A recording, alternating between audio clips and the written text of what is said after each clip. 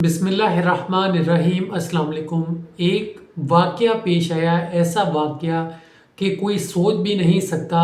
एक औरत को ऑफ़र होती है कि आपको फ्री के अंदर उम्रा का टिकट दिया जाएगा और आप बाहर जाके इजीली उम्रा करें, आपको कोई मसला नहीं आएगा, जितना भी खर्चा होगा वो हम बर्दाश्त करेंगे। इस तरह से उसको फ्री के अंदर उम्रे का टिकट दिया जाता है।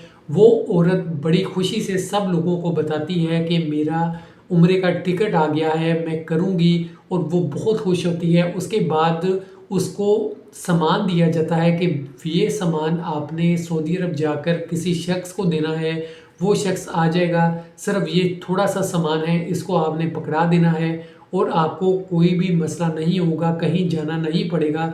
तो वो औरत कहती है ठीक है, मैं ये सामान वहाँ पे ले जाऊँगी और पहुँचा दूँगी।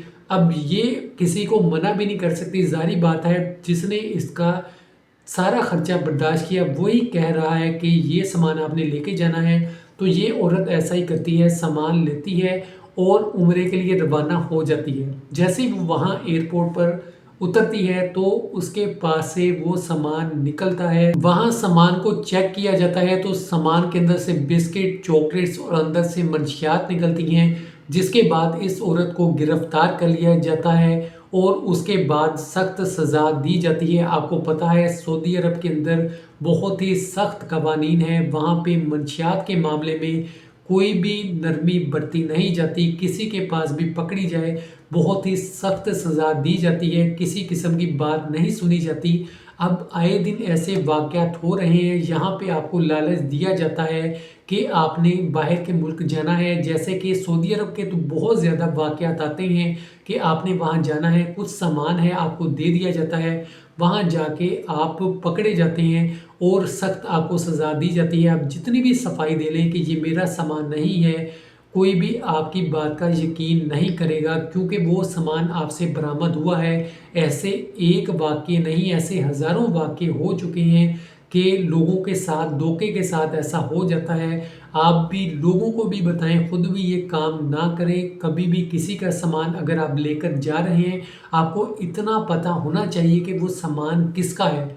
इल्म सबसे बड़ी चीज़ है जो आपके पास है। अब इल्म नहीं है तो ना इल्म होना भी इंसान को ले डूबता है। ये सामान आप कहाँ लेके जा रहे हैं, किसको देना है, क्या है, अगर इसका ही इल्म नहीं है और आप अपने साथ लेकर जा रहे हैं तो यकीनन ये आपकी गलती है। तो ऐसा काम ना करें। अब मैंने बहुत सी वीडियोस आपके साथ शेयर की हैं जिसके अंदर बताया था, न्यूज़ अपडेट दी थी कि पाकिस्तान से, दुबई से ऐसे पाकिस्तानी हैं जो बाहर के मुल्क जाना चाहते हैं और जाते हैं, करोड़ों रुपया खर्चते हैं कि हमारा वीज़ा लग जाएगा। उनको ये कहा जाता है आप लीगल तरीके से जाएंगे, लेकिन रास्ते के अंदर उनको एक गलत तरीके से ले जाया जाता है। डंकी लगाकर जब ये लोग जाते हैं, इनको ले जाया जाता है, इनको भी नहीं पता होता कि ये डंकी लगाकर जाएंगे, इनसे पैसे पूरे ले लिए जाते हैं और इलीगल तरीके से इनको बेचने की कोशिश की जाती है, जिसकी वजह से रास्ते में ही मौत हो जाती है।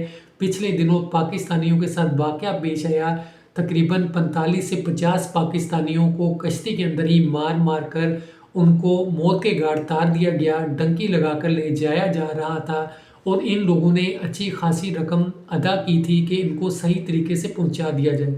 यानी यहाँ पे ये चीज़ क्लियर हुई कि आपको कुछ कहा जाता है, आपको यही कहा जाएगा कि आप सही तरीके से जाएंगे, लीगल तरीके से जाएंगे, आपके साथ कोई मसला नहीं होगा, लेकिन आगे आपके साथ मसला हो जाता है। तो इन चीज़ों से बचें। अल्लाह पाक हम सब की हिफाजत फरमाए। आमीन। खुदा हाफिज़।